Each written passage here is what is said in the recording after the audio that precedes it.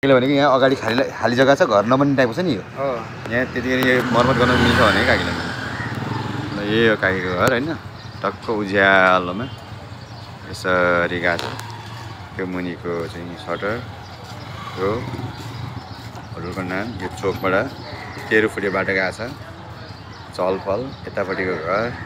र यो घर चाहिँ अरू घरमा जस्तै एउटा बराबर लाइनमा मिलेर बनेको छ, बाहिर निस्केको छैन। त्यो घरभन्दा फेरि यतापट्टिको यो घर चाहिँ अलिक बाहिर निस्केको छ। सबै घर यही हो, बाटो यही हो यतापट्टि होइन।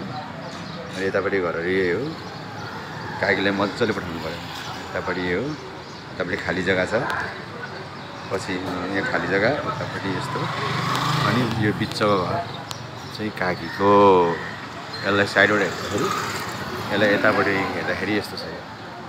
र यो मुनिको यो 13 फुटे बाटो छ मजाले। यहाँ पछि बाटो छोड्नु पर्दैन। र कुनै पनि हालतमा घर बनाउँदा पनि यो केही पनि छोड्नु नपर्ने भएको छ। मोबाइल पसल, कपडा पसल, अनि उहाँ दौसा ट्याङ।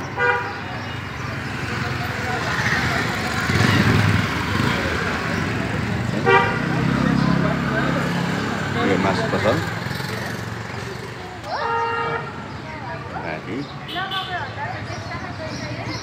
अनि यो चाहिँ 13 फुटे बाटो छ। यो एकदम मिलाएर छोडेको छ। र यसमा कुनै केही छैन। यो बाटो तलसम्म तल गएर 13 फुटे भएर जान्छ।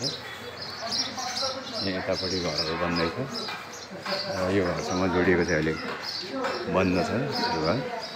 र यो चाहिँ तपाईँको सुपर के अरे पार्किङ। यो घर हो। यहाँ अर्को नयाँ घर बन्दैछ। यहाँ पनि अर्को नयाँ बन्नेवाला छ।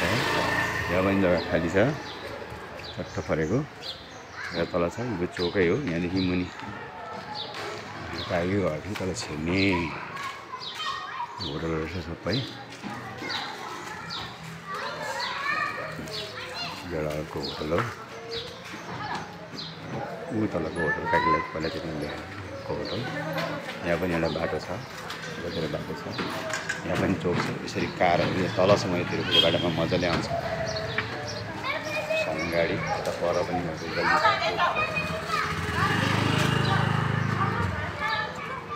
होटलै होटल। यता पर गल्ली छ, चोक सानो बाटोमा 10 फुटे बाटोमा छ त्यो। तर यो बाटो मैले हिँड्दै गरेको बाटो चाहिँ 13 फुटे बाटो हो। ठ्याक्क फेरि म फर्केर आउँदैछु।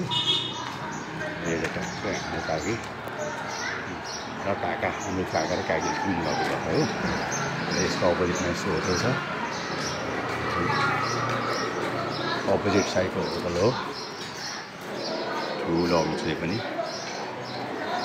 त्रिलोक गेस्ट हाउस। गएर चाहिँ होटल फ्यान्सी प्राली बुटिक। यो बुटा हो चाहिँ काकीको हो। मासु पसल।